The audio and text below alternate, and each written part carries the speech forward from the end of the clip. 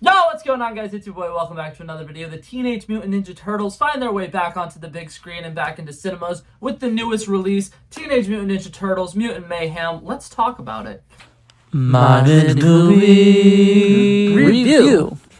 Alrighty, so right off the bat, I do want to go ahead and say I'm a little biased. I absolutely loved the Teenage Mutant Ninja Turtles growing up. I loved the cartoons, all the TV shows. I watched the TV shows a lot. A lot of the movies I've seen, I really enjoyed. Back when I was younger, I used to play the little video games. So the Teenage Mutant Ninja Turtles hold a special place in my heart. I think that they are fantastic, and I think that this movie does a great job of depicting the characters well.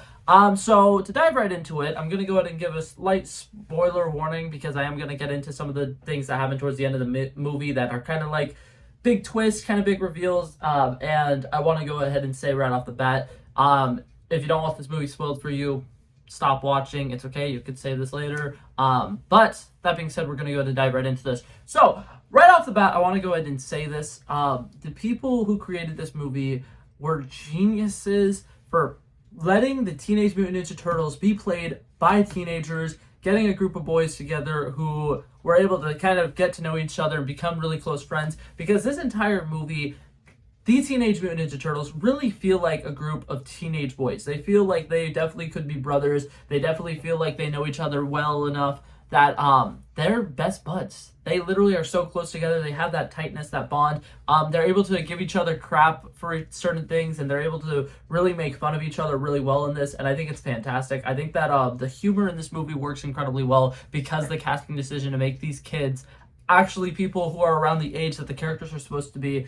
This feels so fresh and youthful, and I've seen a lot of animated movies this year, and I really think that having young people play young people is so great, and it's something that really should be done more. And I know it kind of sounds like common sense, but like a lot of movies, they write teenagers and they don't do a great job of writing teenagers well. They have these characters and they basically just give them cringy dialogue, and they're like, yeah, because that's what kids talk about. But in this, you can tell that the people who are saying these lines are actual kids who are speaking the way that actual kids speak. I like the fact that they use so much pop culture references in this. They are making jokes that are currently up to date with like TikTok stuff. They mentioned Riz in this, which I thought was crazy. That's so cool to me because in this movie, Leonardo, the main Teenage Mutant Ninja Turtle, kind of has a crush on the one human character who they're interacting with, and they literally are like, bro, you got no riz, you got absolutely no game, and they just roast each other. They obviously have each other's back, and they're like great friends, but they also know how to make fun of each other, and it feels very light, it feels great. The way that they bounce off of each other in this movie are really, really well. And I will say this, I think that this casting was fantastic. If you had told me that they actually, instead of going out and casting individual people, they just looked for groups of 4 friends that were together, I would 100% buy it. These guys seems like they have been best friends their entire life, and I think that the way that they created these characters was fantastic. Something that I love is the Teenage Mutant Ninja Turtles. The 4 of them have their specific like stereotypes, what you would typically expect from this character, and they have certain like archetype character types. But in this movie, they're able to modernize a lot of those, and they still feel like the same character. Donatello doesn't feel like he's anybody else, but now he likes anime, and he likes BTS, and he likes K-pop, and I like that they kind of made him that kind of character, and he's still a super smart person. He's great. He's the youngest of the group, which I thought was interesting. Mikey typically is the youngest, and I do think that Donatello probably is not the youngest here, but his voice actor, I believe, is the youngest, and his voice actor still hasn't fully gone through puberty, so he still has like the squeakier voice, so that was throwing me off a little bit, but I love it. I thought it was great. Like I said, the voice work was fantastic. I like the fact that it just feels like teenagers again. This is really, really nice. It feels great, because if you go rewatch pretty much any other Teenage Mutant Ninja Turtles movie, a lot of them, they feel like they're adults. They feel like they're a little too mature. They are like experienced veterans, which is why part of the reason I really like this movie is they start off, and you can tell they've never been in a fight in their life. And the first action sequence of this movie is actually great because, so for reference, what happens is they're messing around on a roof. They throw a ninja star. It hits April O'Neil's character in the helmet, and she's pissed at them. And while she's distracted and she's yelling at them for hitting her with the ninja star, her scooter gets stolen and taken back to some place where there's a bunch of thugs in a garage. and the Teenage Mutant Ninja Turtles go track them down, and they're getting ready to fight these people, and they literally are like, we've never been in a fight before. And then the fight goes just about as well as you'd think it would. They start off really struggling. They just kind of get a couple of lucky punches, and it is incredibly entertaining. I think that that's something this movie did really well. A lot of the action sequences were fantastic. I will say that is something that I am slightly disappointed in a little bit here.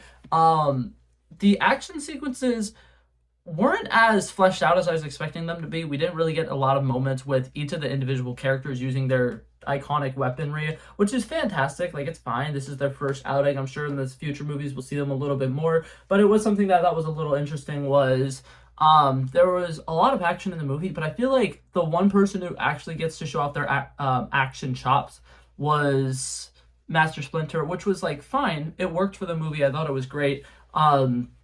But for the Teenage Mutant Ninja Turtles to not have as much action in their own movie was a little disappointing. But I will say this, the action that we do get is fantastic. Their first fight scene where they're very inexperienced, but they're just kind of doing whatever works, and it works.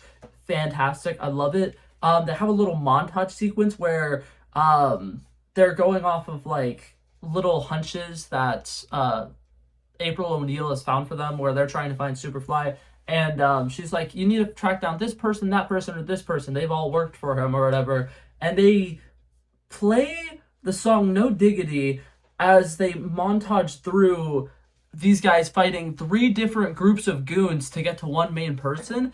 And it is epic. This entire sequence is fantastic because the camera is like circling around them and then transitioning to change focus on whoever is in the front for the specific fight scene.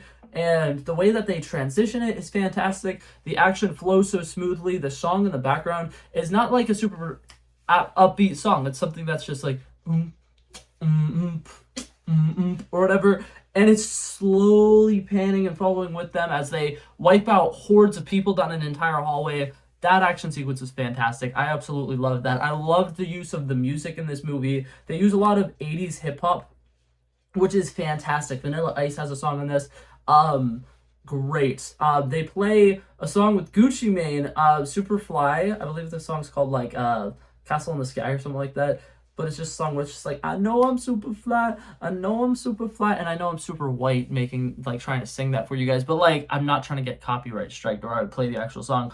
And that was epic. I loved it. I think that all the music decisions in this movie were fantastic. There was a lot of funny sequences where they used the music to their advantage as well, which was great. One of my favorite laugh out loud moments in the entire movie, they're tied up to this machine and they're getting milked because the evil people catch them and they want their blood so that they could have the ooze and make more mutants or whatever. But during this, the brothers kind of have like a heartfelt moment where they're like, if I'm gonna die, I'm glad I'm doing it with you guys or whatever. And they start talking about things that they wish they had done while they were alive. And Donatello mentions that he wished he went to a BTS concert. And Leo is like, oh my god, you know what, if you want, you know, we could sing it for you. And they start singing BTS song, I believe it's called Butter. And it's just, they say the first line, it's like, smooth like butter. And then they all kind of look at each other and like, and it cuts out, but Donnie just quickly says before it cuts out, you guys don't even know the lyrics. And it was so funny just because it was just like awkward and it genuinely seemed like something that would happen with a group of brothers. Okay, sorry that cut out. There was a noise in the background that freaked me out and I had no idea what was happening. But anyway, so I'm back. So I talked about a lot of the things that I really like here. I think that the comedy was fantastic. The music selection was fantastic. I'm going to talk about the artistic style now. I think that the animation style works really well. I like the fact that it changes style every once in a while. I will say this, there are parts of it where it's a little dark and some of the details, you can't really tell what's going on. And that was only a few times throughout the entire movie. I think for the most part, it works really well. I like what they're going for with here because it really feels more like a dark, nitty-gritty kind of animation style that fits the city that they're in.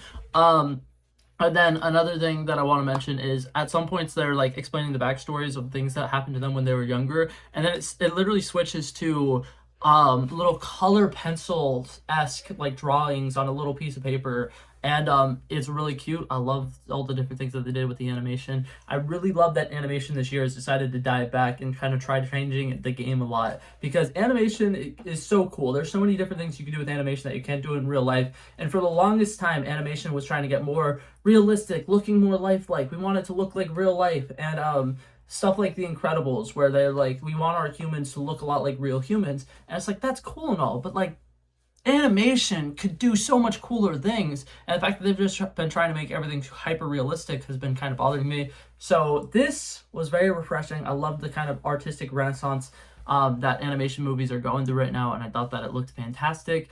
Definitely thought it was a great decision to give them this kind of look, because I think that it fits the city feelings really, really well with this movie.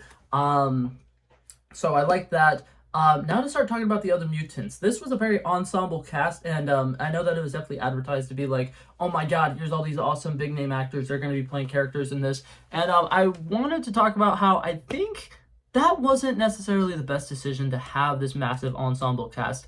I think that it works to an extent, but there's also parts of it that feels like this movie could have gone without a couple of those ensemble people. I will say this, I really want to see a buddy cop movie with Paul Rudd and Post Malone, though. Those two characters interacting with each other was really, really fun, and I could literally like visualize them actually being good friends and making like a weird movie together, and I want to see it happen now. I'll give you that. That was a weird combination that I wasn't expecting to like, but I loved it. But yeah, in the movie, there's two groups of mutants. There's the Teenage Mutant Ninja Turtles with their father Splinter, and then there's Superfly with his younger siblings or whatever. And I really like the theme and messaging in this movie, so we're gonna go ahead and get to that. So there's one family there, the mutants, right, with their father, and then there's the mutants, right, with their father. Do you see where this is going? Probably not. Let me elaborate a little bit more. So the Teenage Mutant Ninja Turtles are raised by Splinter. He treats them like a very caring father does. You can tell he's a single father. He's old and tired, but he really loves his boys, and he would do anything for them to protect them. And he becomes very strict in this because he's really worried about them. He knows that the human world is really bad. He's a rat of all people, I mean, of all animals, so he knows that the humankind is not very kind to his species. So, he's very overprotective, overbearing a little bit. And then on the other side of the spectrum, we got Superfly, who he's an older brother, and he's just the oldest sibling of all of them, so he needs to protect them and look out for them. And he also becomes incredibly controlling. He's like, if you guys are going to be a part of my mutant team, you guys have to follow my instructions. You guys got to do what I say we're going to do. And Superfly is a really bad guy, and he really is mad at humans because they killed their human creator in front of him, basically. And he never really forgave humanity for that. So he's wanting to destroy humanity and make mutants take over the entire world, essentially. And it's really interesting. I think that the entire like villain motivation and everything with the villain worked pretty well, but something that I liked about it was that they made him kind of the leader of this group, and everybody who's a part of the group doesn't really want to go through with what he's doing, and they don't really understand that they have options in life, that they don't have to just follow Superfly and do whatever he says. And I like that they all become good guys towards the end of the movie, but it's something that, like I said, it takes away a little bit from the Turtles because there's so many of them. And then I also think that it introduces so much mutants that it's going to be hard to kind of keep up. And I don't know how many of them would return for a sequel, but as of right now, they're all living together in Splinter's house. So I'm kind of like iffy on, I don't know how I feel about this. I kind of like it, but at the same time, there's a little weird thing going on here. But to talk back about the theme, though, something that I really like about this movie is this is the first movie that I feel like really gives Master Splinter more of a character arc than just him being Master Splinter. He's really a father in this movie, and something that I really like is he figures out, after seeing the way that Superfly treats his younger siblings, that he's coming off too strong. He's being way too controlling. He needs to trust that his boys are going to be okay if he lets them go out into the real world. And I like that they gave him a meaningful character arc in this movie. I think that he really was a standout character. Obviously, you go into a Teenage Mutant Ninja Turtles, you're not thinking, oh, I think Master Splinter is going to be one of the best characters. But, like, in my opinion, he was. He was fantastic. And all the action sequences with him were also fantastic. I think I mentioned earlier in this video, he has 90% of the action, and I think it works really well. He's fantastic in this.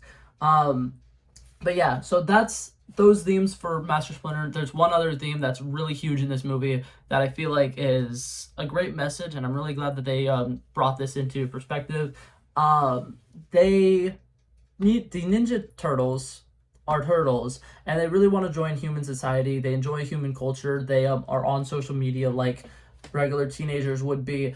They go to watch movies in the park. They go to try to do different human activities, and it's really nice watching this movie about them wanting to be accepted, and they're out here trying to save people so that they can be accepted. And something that I really like that they have in this movie and that April O'Hara has in this movie is that they realize that they're trying to do good things for the wrong reasons, and they decide that what they need to do is do the right things because they're just the right things to do. And that's really cool. And the story about acceptance with the Teenage Mutant Ninja Turtles is fantastic, and I really, really love it. And I think that the way that they portray this is really well, and I like that all the turtles kind of have that same end goal, because something that sometimes gets lost when you have 4 main characters like in a movie like this is sometimes you have to put some of them on the back burner, but because they all just wanted to be accepted and they wanted to be able to go to high school, you don't lose any of that, and I think it's fantastic. But that being said, I'm gonna go ahead and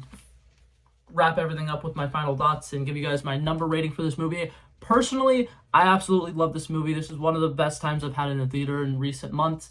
I definitely think that this is up there for one of the best animated movies that have come out this year, and I would say that this definitely is the best Teenage Mutant Ninja Turtle movie by far. I don't think that any of them are really on this same level as this one. I feel like this one is definitely an A-tier movie, maybe an S-tier movie, depending on how much you love the Teenage Mutant Ninja Turtles, and all the other ones are probably like high Bs. So I think that overall, if you're going to compare this with other Teenage Mutant Ninja Turtles, I think it is the best one. And with that being said, I think that this movie was a very, very solid movie. I definitely can see this one potentially being nominated for Animated Movie of the Year, and if it doesn't, I think that it'll be snubbed. I'm going to go ahead and say I think that this movie was a solid 90 overall. That's the score. I'm giving it 90 out of 100. It's a solid A. I definitely think that there's a couple things here and there that they could have fixed. I think that the final battle was slightly anticlimactic, but everything all in all, when you put the entire movie together, it worked really well, and I really, really enjoyed it. But yeah, that was it for this video, guys. Hopefully you guys enjoyed it, and I will hopefully see you guys in the next one. Thank you guys so much for watching. Peace out. Bow. Bow. Bow. He wanted me to trouble first, I did this. We planned a day, and then we did this. Want to be in love with the girls with the kisses. Don't give a damn, all written this. I like this when I run the distance. I run to find hidden solicits. I want to live within the business. Buy more than what's on the clearances. You're getting big because I know you're a physicist. I want to deny this shit. I'm unlimited.